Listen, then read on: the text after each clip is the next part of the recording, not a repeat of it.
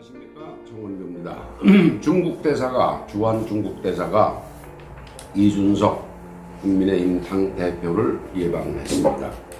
중국 대사가 한국 야당의 야당을 방문한 적이 제 기억으로는 최소한도 한 번도 없었습니다. 그래서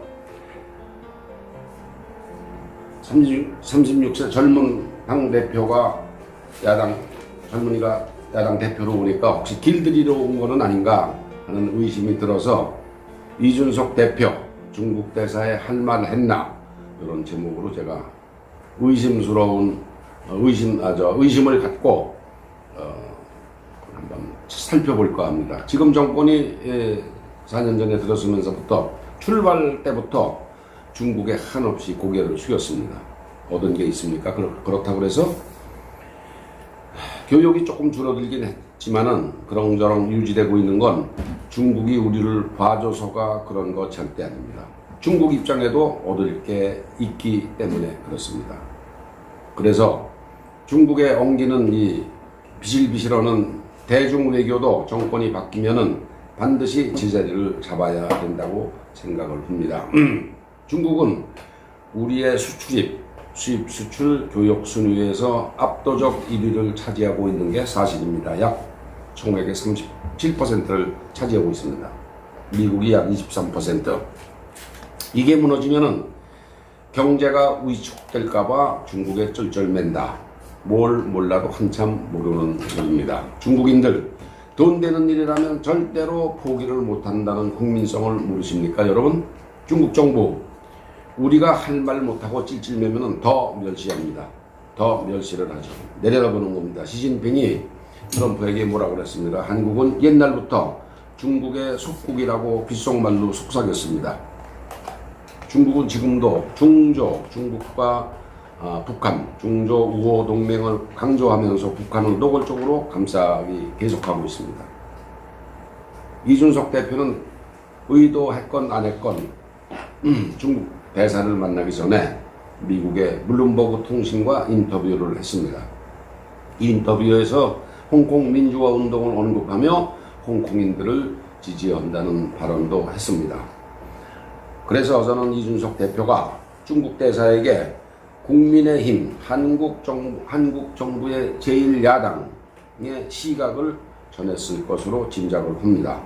만약에 중국의 인류 보편 가치인 인권에 대해서 명확한 견해를 이준석 대표가 대사한테 밝혔다면 아주 정말 잘한 일이라고 저는 생각을 합니다. 중국은 지금도 공산당 100년 업적에 대해서 대대적으로 홍보하고 국민을 세뇌시키고 있습니다.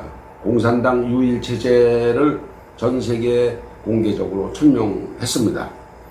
중국이 민주적 다당제 국가로 바뀔 거 절대 기대하지 마십시오. 절대 다수의 중국 인민의 의식이 절대 바뀌지 않습니다.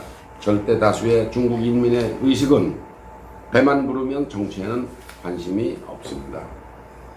무시하는 것 같지만 이게 솔직한 현실입니다. 중국인들 배만 부르면 정치에 관심이 없어요. 일당이 독재인지 아닌지도 잘 모릅니다, 이 사람들은.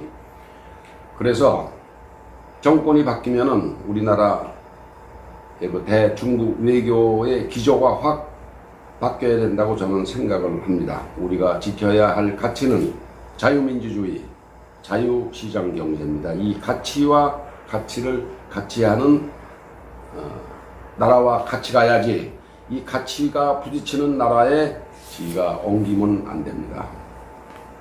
알아서 기면은 절대로 안 됩니다. 이런 뜻에서 자유민주주의와 자유시장 경제의 가치를 같이 여는 미국과 이미 맺어져 있는 한미동맹을 더 강화해야 되고, 기타 가치를 함께하는 다른 나라와도 연대를 강화해야 합니다. 일본이 좋은 이해가 되겠죠. 그래서 최소한 시진핑이 권력을 쥐고 있는 한 중국은 절대로 안 바뀐다는 사실을 저희가 가슴속 깊이 새기고 있어야 됩니다. 느긋한 중국인보다 더 느긋하게 중국이 바뀌길 기다립시다. 중국은 언젠가는 바뀔 것이다. 서두르지 말고 중국 사람보다 더 느긋하게 중국이 바뀔 기다리면은 그때 시진핑이 10년 후 시진핑이 정권을 물러주고 바뀌면은 중국의 지도부가 바뀌면은 중국이 바뀔 거고 그래야 북한도 비로소 바뀔 수가 있습니다. 중국인보다 더 느긋하게 중국이 바뀌를 기다리는 그런 자세로 서두르지 말고 대중국 외교 관계를 지금 정부처럼 엉기지 말고 떳떳하게 새 정부가 들어서면 해주기를 바라는 마음에서 오늘 말씀을 드렸습니다. 감사합니다.